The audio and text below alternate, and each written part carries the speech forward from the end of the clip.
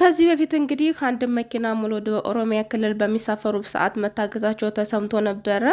በዛሬው ቀን የተሰማው ነገር እጅግ በጣም ነው የሚያሳዝነው። ይሄ በምስሉ ላይ የምታዩት ወንድማችን በአሰቃቂ ሁኔታ ህይወቱን አጥቷል ማለት ነው። ህይወቱን ካጣ በኋላም አስከሬኑም ራሱ እንዳይገኝ በአውሬ በጅብ እንዲበላ ተደርጓል ማለት ነው። ይሄ ወጣት ሊሞሸር ገና ሳምንት ብቻ የቀረው ኦሬዲ የፎቶ ስነ ስርዓት አድርገዋል። ማለትም የመስክ ፕሮግራማቸውን ጨርሰው ሰርጉ ሁሉም ነገር ተጠናቆ ከሳምንት በኋላ ሊሞሸር የነበረ ልጅ ነበረ። በአሰቃቂ ሁኔታ በጣም በሚያሳዝን ሁኔታ ለሰሚው ራሱ በሚዘገንን ሁኔታ ነው ህይወቱ አጣ ተብሎ የተነገረው ነገር እጅግ በጣም ነው የሚያሳዝነው በእውነት። አገራችን ላይ እየተለመደ ያለው ነገር ከቀን ወደ ቀን ታገተች፣ ይህን ያህል ገንዘብ ተጠየቀ፣ እንደዚህ አይነት ሰው ህይወቱን አጣ ምናምን ማለት በጣም ኖርማል ሆኖ በቃ የተለመደ ነገር ሆኗል። ምንም የሚያስደነግጥ ነገር አይደለም። ይሄ ልጅ እንግዲህ ህይወቱን ሲያጣ እሱ ብቻ አይደለም የታገተው። አሁን የቀሩ ወደ 38 ወጣቶች እንዳሉ ነው እየተነገረ ያለው ማለት ነው። ሰው ግን መንግስትም ቢሆን ማንኛውም ሰው ቢሆን ለእነዚያ ሰዎች እየተጨነቀ አይደለም። ሁለት ሚሊዮን ብር መጠየቃቸውም እየተሰማ ነው በአሁን ሰዓት ያለው ማለት ነው። በጣም ነው የሚያሳዝነው። ሀገራችን ላይ በጠራራ ፀሐይ ሰው እየታገተ ይሄን ያህል ገንዘብ እየተጠየቀ ነው። መንግስት ባለበት ሀገር መንግስት የሚባል አካል አለ ብለን እየገበርን ሁሉን ነገር የሚገባንን ማለት ማድረግ የሚጠበቅብንን ነገር ሁሉ እያደረግን ነው። ግን መንግስት እንደ መንግስት ምን እያደረገ ነው ለህዝቡ የሚለው ነገር ለእኔ ጥያቄ ሆነብኝ። እንደ አንድ ህዝብነቴ ጥያቄ ሆኖብኛል ስለ እውነት ማለት ነው። ይሄ ልጅ እንግዲህ ህይወቱን አጣ በዚህ በአሰቃቂ ሁኔታ። እሱ ብቻ ነው እየተጎዳው። ሙሉ ቤተሰቡ ሙሽሪት እየጠበቀች ነበር ከዛሬ ነገ ይመጣን ያገባኛል ብላ። ነገር ግን ሳይፈታ ሳይሆን እንግዲህ አካላቱ እንኳን ተለቃቅሞ ነው ለቀብር የበቃው እየተባለ እየተነገረ ያለውና በጣም ነው የሚያሳዝነው። የቃሪዎቹ 38 ወጣቶች መጨረሻቸው ምን ይሆን? እነዚያ ሰዎች እውነት መንግስት የተባለ አካል ይደርስላቸዋል ወይንስ እነሱ መጨረሻቸው እንደዚህ ይሆን? ከዚህ በፊት እንግዲህ በጣም በርካታ ሰዎች ይታገታሉ። ከስንት አንዱ ነው የሚመለሰው። ገንዘቡን እንኳን ተሰጥተው ሰዎቹን ሊመልሷቸው ጭራሽ አይችሉም ማለት ነው። በጣም የሚያሳዝነው እውነት። በቃ ቆም ብላችሁ ስታዩት ምን እየተካሄደ ነው? የእኛ መጨረሻ ማለት ያሳስባችኋል። ሰው ሀገር እስከ መቼ ነው የምንኖረው? ዞሮ ዞሮ ሀገራችን መግባታችን አይቀርም። ግን ሀገራችን ስንገባ የሚጠብቀን ነገር ምንድን ነው? ከእነዚህ ወንድሞቻችን ከእህቶቻችን ምንድን ነው የምንማረው? የእኛስ ዋስትናችን ምንድን ነው? በጣም ነው የሚያሳዝነው። በጣም ነው ልብ የሚሰብረው እውነት። በሰዓቱ እኮ ተገሎ እንኳን አስከሬን መስጠት እንኳን ማንን ገደለ? ግን በዚህ ሁኔታ እውነት በጣም በሚሰቀጥጥ ሁኔታ በገዛ ወንድሞቹ በገዛ እህቶቹ ነው ህይወቱን ያጠውና ሌላ ሰው የሌላ ሀገር ዜጋ ገብቶ እንደዚህ ቢያደርግ ምንም ማለት አይደለም። ግን በገዛ በሚመስሉት በጠቋቁሮች በእውነት እጅግ በጣም ነው ልብ የሚሰብረው። እኔ በራሴ በጣም ነው ያዘንኩት። አሁንም ቢሆን መንግስት የተባለ አካል ካለ ለቀሪዎቹ ሰዎች ቢደርስላቸው እኔ በጣም ደስ ይለኛል። የዚህን መሞት የሰሙ ሰዎች እንግዲህ የልጆቻቸው የቤተሰቦቻቸው ህፃናትም አለ ተብሏል። እንግዲህ ይህ ሁሉ ጭንቀታቸው በጣም እንደጨመረ እርግጠኛ ነኝ። ግን ለማን ነው ቤት የሚባለው? በእውነት ይሄ ሁሉ ሰው ሲታገት ቀልድ ነው ወይ? የሚያጋች የተባሉት ኃይሎች ብረት የለበሱ ናቸው፣ በጣም ከባድ ተሽከርካሪ ያላቸው ናቸው እየተባለ እየተነገረ ነው ያለው። እነዚህ ሰዎች ምን አይነት ሰዎች ናቸው? እውነት ብረት ለብሰው እንደዚህ በህዝብ ላይ ጨዋታ የሚጫወቱት? እኔ እውነት ብቻ በጣም ነው የሚሰቀጥጠው፣ በጣም ነው የሚያሳዝነው። የእኛ ነገር መጨረሻችን ምን ይሆን? የሀገራችን ነገር መጨረሻችን ምን ይሆን? ከቀን ወደ ቀን እየተሰማ ያለው ነገር እጅጉን በጣም ነው ልብ የሚሰብረው። ወደ ማን ነው አቤት የሚባለው? ወደ ማንስ ነው ፍትህ የምንጠይቀው?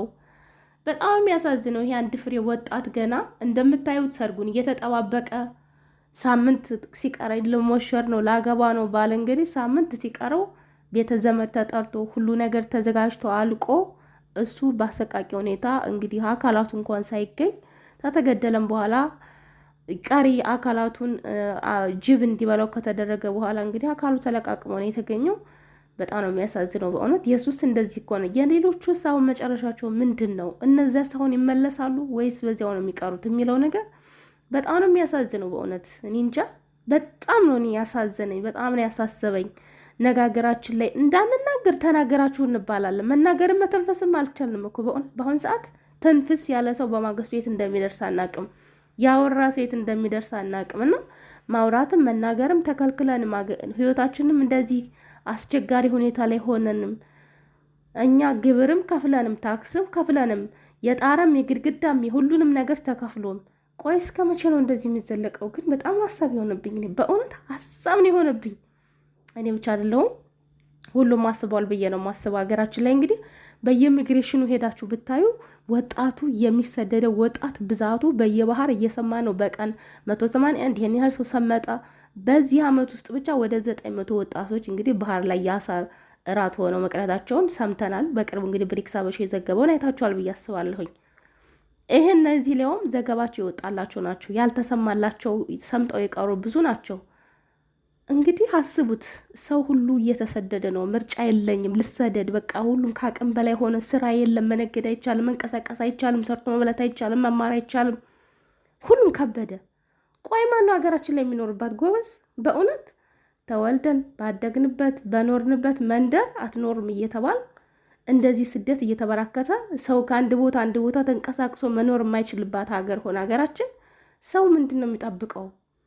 በእርግጥ ከባድ ነው መናገርም፣ ሁሉም ነገር ከባድ ነው። ግን እስከ መቼ ድረስ ምን እስከሚካሄድ ድረስ ሰው እየጠበቀ እንደሆነ ለእኔ ጥያቄ ሆኖብኛል። ስለ እውነት በጣም ጥያቄ ሆነብኝ።